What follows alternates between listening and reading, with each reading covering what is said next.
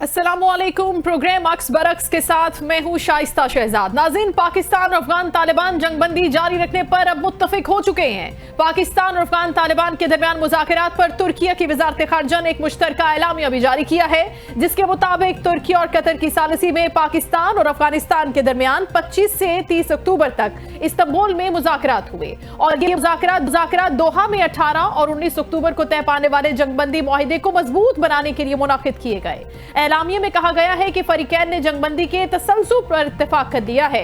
जंगबंदी के नफाज के कवायद और ज़वाबित 6 नवंबर से इस्तांबुल में होने वाले मुज़ाकरात में अब तय कर लिए जाएंगे।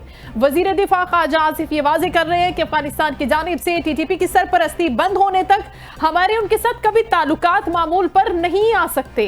कहते हैं कि पाकिस्तान का सबसे बड़ा मुतालबा यह है कि अफगान सरजमीन से पाकिस्तान में दरअंदाजी बंद हो जाए। ये दरअंदाजी आज भी किसी न किसी सूरत में जारी है, जबकि गुज़श्ता रोज field marshal general Syed Asim Munir ने पेशावर का दौरा भी किया और पाक अफगान महाजराई में कबायली अवाम की साबित कदमी और कुर्बानियों को खिराज तहसीन पेश किया।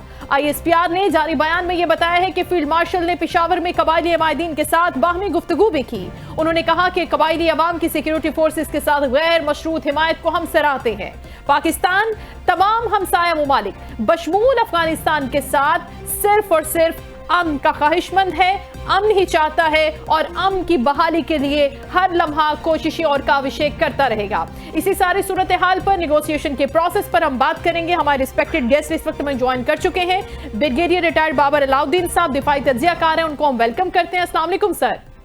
वालेकुम अस्सलाम। Thank you so much for your precious time sir. सबसे बड़ा मामला जो था जंगबंदी के हवाले से, फरीकैन ने इस पर इत्तेफाक भी कर लिया है, लेकिन सबसे बड़ा जो एक सवाल भी है और कंसर्न भी है हम सबका, दैट इज अबाउट अफगानिस्तान। आपको लगता है कि इन फ्यूचर वो इसकी पासदारी करेगा? और साथ ही साथ जो बात हो रही है इन रिटर्न जो याद दहानियां हैं उन पर हम 6 नवंबर को दोबारा बैठेंगे, लेकिन अभी आप नियर फ्यूचर में क्या देख रहे हैं सर? अभी भी वहां से हमले जारी हैं, जिस तरह से वजीर दिफा साहब ने भी अभी जिक्र किया है। जी, जहाँ तक अफगानिस्तान के ट्रैक रिकॉर्ड का ताल्लुक है, उसको अगर मद्देनजर रखें तो जाहिर है इसमें कुछ खदशात तो डेफिनेटली रहते हैं। और जैसे डिफेंस मिनिस्टर ने भी कहा, और ओवरऑल हर कोई यही समझता है कि अफगानिस्तान पे शायद अभी तक आप उस तरीके से एतबार नहीं कर सकते। लेकिन ऑप्टिमिज्म में रहते हुए मैं ये कहूंगा कि अभी इस दफा जो ये जो बातचीत हुई है, जो इसका जो मुआहिदा भी हुआ है, ये पहले से डिफरेंट है। पहले पाकिस्तान अफगानिस्तान आपस में तो बात करते रहे हैं, एक दो दफा चाइना कभी बीच में रोल रहा है, लेकिन इस तरीके से इतने लंबे मुज़ाकरात, इतने मैराथन सेशंस, और उसमें दो बरादर इस्लामी मुल्क जो हैं वो सालिसी का किरदार जो अदा कर रहे हैं, ये पहले से डिफरेंट है। और हम सबको पता है कि 2 दिन पहले जब जो मुज़ाकरात ब्रेक डाउन हो गए थे अफगानिस्तान के गैर लचकदार रवैये की वजह से, और दोबारा से फिर जब कल जो आखिरी दौर हुआ उसमें at the end of that रात के हमने तुर्की की वजारत खारजा का जो एलामिया था उसमें कुछ हौसला अफजा बातें थी, बिल्कुल डेफिनेटली थी, और उन्हीं चीजों को मजीद उसके नोक पलक ठीक करने के लिए 6 तारीख को फिर इस्तांबुल में इजलास है। अफगानिस्तान के पास इस दफा ऑप्शन नहीं है डेफिनेटली। पाकिस्तान का जो मुतालबा जिसका आपने जिक्र किया, पाकिस्तान का तो मुतालबा ही एक है और वही मुतालबा हमेशा से हमारा था, और लेजिटमेट मुतालबा, एक ऐसा मुतालबा है जिससे कोई इनकार ही नहीं कर सकता।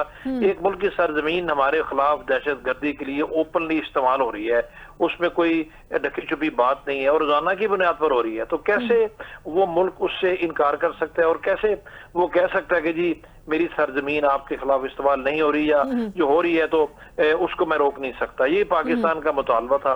और पाकिस्तान जब इन मुज़ाकरात में गया, आपको तो अफगानिस्तान की ख्वाहिश के ऊपर जंगबंदी हुई, तो हमने अपना मैसेज बहुत क्लियर दे दिया था अफगानिस्तान में कुछ टारगेट एंगेज करके कि अगर आप ये नहीं करेंगे और आप इनकी सरपरस्ती करते रहेंगे तो फिर सेल्फ डिफेंस में हमने जो करना है वो हम कर सकते हैं, ये हमारी कैपेबिलिटी है। फिर आप ठीक है अब अच्छा ब्रिगेडियर साहब, लेकिन सीज फायर जो है ट्रैक करना इतना मुश्किल, इतना आसान नहीं होगा। बिल्कुल ठीक है, लेकिन इसके साथ साथ सर जब हम ये प्रोसेस कर रहे हैं और अभी चले ठीक है हम जंगबंदी में आ गए, सीज फायर हो गया, लेकिन इन लॉन्गर रन जब हमें इस पर अमल पैरा होना है, इस पर कारबंद रहना है, तो हमें ये भी देखना होगा कि जो कलदम तंजीमें, दहशतगर्द तंजीमें अफगान तालिबान की सरपरस्ती में चल रही हैं, उनकी तरफ से भी उन्होंने हमें यकीन दहानी करानी होगी, रीअश्योरेंस हमें चाहिए होगी। वो तस्लीम तो कर रहा है पाकिस्तान कहता है कि उन्होंने तस्लीम कर लिया है, लेकिन इसके साथ साथ वो हमें जवाब भी दे रहे हैं कि हम इन तंजीमों के खिलाफ कार्रवाई इन वजूहात की बिना पर नहीं कर सकते। तो सर, जो जवाब या वजूहात वो हमें दे रहे हैं, क्या वो काफी हैं और क्या पाकिस्तान उनको केटर करेगा फ्यूचर में भी? पाकिस्तान के तहफुजात तो हैं और बीच में हिंदुस्तान जैसे स्पॉइलर भी हैं जो कभी भी नहीं चाहेंगे कि उनकी प्रॉक्सी जो है ना उनके हाथों से निकल जाए। तो तहफुजात हमारे बिल्कुल हैं, जवाब वो फराम करने की कोशिश कर रहे हैं। हमारा बड़ा मुतालबा बहुत क्लियर है कि या तो हम इनको रोकें, अगर आप नहीं रोक सकते तो फिर उनको रोक लेंगे, ये हमारा मुतालबा है। और उसके लिए फिर आप कोलैटरल डैमेजेस के लिए तैयार रहे। अभी हम ये कोई जवाब नहीं है, जैसे बीच में ये जवाब भी है कि आप इनको पोलिटिकल एंगेज करें। और हमारा बहुत स्टांस क्लियर है कि टेररिस्ट ऑर्गेनाइजेशंस हैं, टेररिस्ट ऑर्गेनाइजेशंस को आप एंगेज नहीं कर सकते जब तक वो हथियार नहीं फेंकते और अपने आप को इन चीजों से अलग नहीं करते। तो अफगानिस्तान अगर जिस तरह के जवाब देने की कोशिश करेंगे या कर रहे हैं तो उससे तो उसकी रूह के मुनाफी है जो मुआहदा जिसके रात को हमने इलामिया में जो सुना। और ये इसलिए हम सब अभी 6 तारीख तक का इंतजार कर रहे हैं, 6 नवंबर को जब वहां पर फॉलो अप सेशन होगा, उसमें ये डिटेल्स तय की जाएंगी कि किस तरीके से अफगानिस्तान को ये करना है।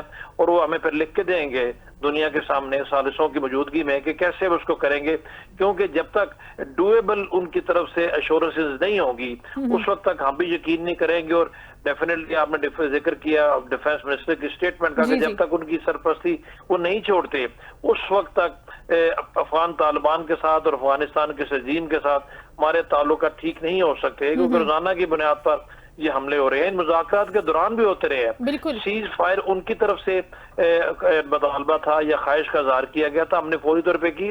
सीज फायर अपरेंटली बॉर्डर पे तो हो गई, लेकिन ये जो उनकी दरअंदाजी है वो तब भी जारी थी, अभी भी जारी है, कल भी इंसिडेंट हुए हैं, परसों भी हुए थे। तो ये सारी की सारी वो चीजें हैं जिनकी वजह से हमें बहुत सारे खदशात है। लेकिन चूंकि हमने एक रिस्पॉन्सिबल स्टेट की हैसियत से पीस को एक डेफिनेट चांस देना है और इसलिए हमने उस पर एग्री किया है। और हमने भी उनकी ये बात भी मान ली है कि चले आप किस तरह की काबिल अमल तजवीजात लेके सामने आते हैं जिनके ऊपर देख के हमें ये यकीन हो कि वाकई भी आज सीरियस है और आप हमारे इस मुतालबे को मनोअन कबूल करते हुए अमल करेंगे कि ये दरअंदाजी पाकिस्तान की तरफ बिल्कुल भी ना हो। बिल्कुल। और ब्रिगेडियर साहब, ये जहां से हम पीस प्रोसेस की बात कर रहे हैं, नेगोशिएशन प्रोसेस की बात कर रहे हैं, तो इसी पूरे टेन्योर के दौरान पाकिस्तानी फौज ने 90 के करीब खवारजियों को जहन्नुम वासिल की है और इसी असना में हमारे 6 से 7 जवान शहीद हो गए हैं सर। और इसी तरह से अगर खुदा ना खास्ता यही रेशो चलता रहा या इसी तरह से पीस प्रोसेस के इन बिटवीन ये इस तरह की कार्रवाइयां भी करते रहे,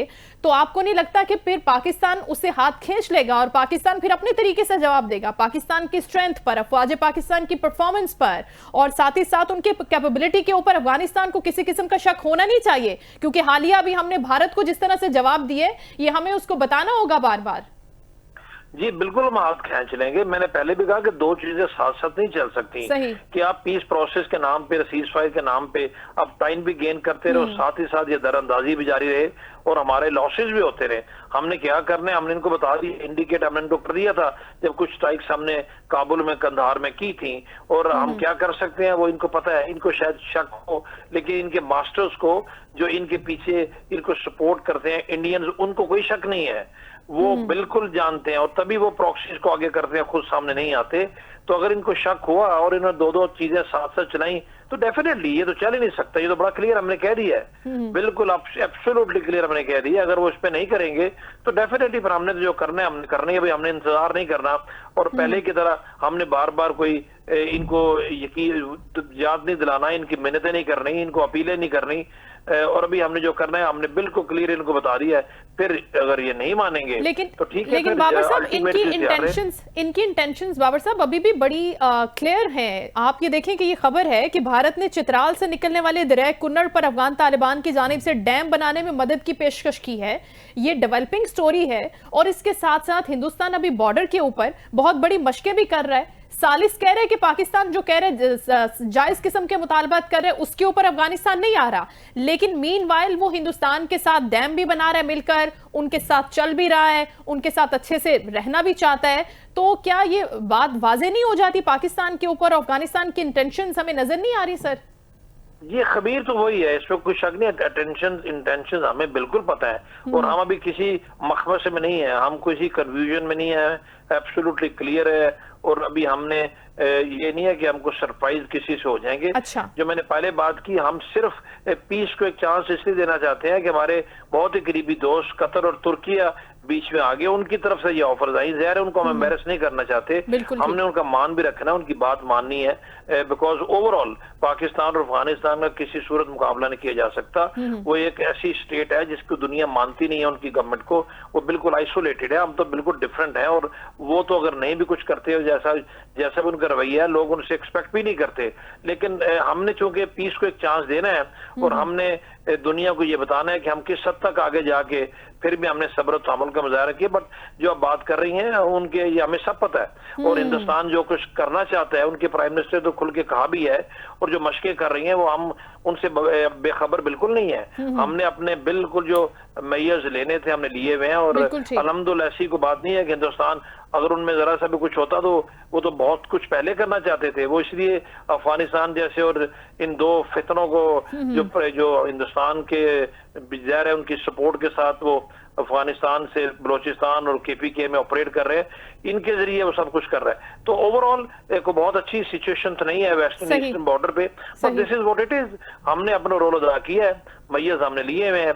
अगर इसके बावजूद वो डबल गेम करने की कोशिश करेगा तो this time he can't get away. तो उससे भी हम अवेयर हैं और विजिलेंट है पूरी तरह से। लास्टली ब्रिगेडियर साहब, बड़ा इंपॉर्टेंट सवाल है, हम अब अपने अंदरूनी मामलात की बात कर लेते हैं। अभी फील्ड मार्शल साहब ने पेशावर में कबाइली माहिदीन के साथ मुलाकात की है, जो बड़ी पॉजिटिव भी रही है, लेकिन इस दौरान आपने KPK का जिक्र किया, इस बॉर्डर का जिक्र किया जो बहुत ज्यादा मुतासिर होता है दहशतगर्दी से, लेकिन वहां की जो पॉलिटिकल लीडरशिप है वो उतनी सीरियसनेस लेती हुई नजर नहीं आती, और ना उन पैरामीटर्स और लाइंस पर चलती है जिस पर उसको चलना चाहिए। तो ये जो खलीज है ये कितना असर डालती है दुश्मन के लिए और खुद पाकिस्तान की आवाम के लिए, उनके पीस के लिए, कि अगर वो एक प्लेटफॉर्म पे नहीं है या वो एक अलग रास्ता ले रहे हैं और दूसरा अलग रास्ता ले रहा है। बहुत अनफॉर्चुनेट है, असर बिल्कुल डालती है। इस तरह की इररिस्पॉन्सिबल स्टेटमेंट्स, इस तरह का बिहेवियर बिल्कुल एक्सेप्टेबल नहीं होता। मुल्क की सलामती सबसे पहले है, सियासत बाद की बातें हैं। अनफॉर्चुनेटली उनके जो अभी न्यूली इलेक्टेड चीफ मिनिस्टर, उनके स्टेटमेंट मामले में बहुत जुम्मेदाराना नहीं रही। इससे दुश्मन को, इस तरह के एंटी पाकिस्तान फोर्स एलिमेंट्स को मैं तो कहूँगा हौसला अफजाई होती है। जब आप अपने अंदर डिवीजन्स को इस तरह नुमाया करते हैं, सियासत होती रहती है। आप एक जंग किसी सूरत हाल में, और सबसे ज्यादा आप ही का सूबा मुतासिर है, और अगर फौज और सिक्योरिटी फोर्सेस और फेडरल गवर्नमेंट मिलके इनके खिलाफ नबर्द आजमा है, तो आपको तो फ्रंट लाइन पर है कि हर लिहाज से सपोर्ट करना चाहिए। जब बीच में स्पेस देंगे, कंफ्यूजन छोड़ेंगे, आपके ओवरऑल रद्द अमल से या आपके रवैये से या आपके स्टेटमेंट से ये जाहिर होगा कि कहीं ना कहीं आपके दिल में नरम गोशा है, तो फिर उससे तो इश्यूज बनते हैं। इट्स हाई टाइम ना हो उनको इसमें अपना रोल अपना पॉजिटिव करना चाहिए, और फेडरल गवर्नमेंट के साथ मिलके हैंड्स इन ग्लव्स काम करना चाहिए। बाकी चीजें बात की बातें हैं, क्योंकि जो गवर्नमेंट की रिस्पॉन्सिबिलिटी एज अ स्टेट है वो तो उसने पूरी करनी है। और ये वाकई आपने जो बात की है ये पॉइंट ऑफ कंसर्न है। इसके हर मुहिब वतन रिस्पॉन्सिबल पाकिस्तानी इस सूरत हाल पे जाहिर है उसके तहफुजात भी हैं, जैसे नहीं होना चाहिए। जब आप एक इलेक्टेड गवर्नमेंट है तो आपको अपने लोगों की बेहतरी जानो माल के तहफ़्फ़ुज़ के लिए मिलकर फेडरल गवर्नमेंट के साथ काम करना चाहिए। ये पॉलिटिकल इश्यूज नहीं है, इससे पॉलिटिकल माइलेज आप नहीं ले सकते। इस तरह के पॉलिटिकल माइलेज लेने से ओवरऑल मुल्क की सॉवरेनिटी और मुल्क की सिक्योरिटी को खदशात होते हैं, और हम किसी सूरत भी ये अफोर्ड नहीं कर सकते। और यही आपकी top priority better sense will prevail. जी बिल्कुल ठीक, बहुत शुक्रिया। ब्रिगेडियर बाबर अलाउद्दीन साहब हमारे साथ गुफ्तगू कर रहे थे। ब्रिगेडियर साहब यही कह रहे थे कि टॉप प्रायोरिटी पॉलिटिकल गवर्नमेंट्स की भी वो पीस प्रोसेस ही होना चाहिए। वहाँ की आवाम, चाहे वो सूबा खैबर पख्तूनख्वा है या सूबा सिंध है, कोई भी सूबा है, कोई भी बॉर्डर है पाकिस्तान का, अगर वहाँ पर पॉलिटिकल लीडरशिप है, पॉलिटिकल गवर्नमेंट है, तो सबसे पहले वो लोगों के जो वसाइल हैं, लोगों की जो सेफ्टी है उसको देखेगी, और उसके बाद वो अपने मफादात पर आएगी।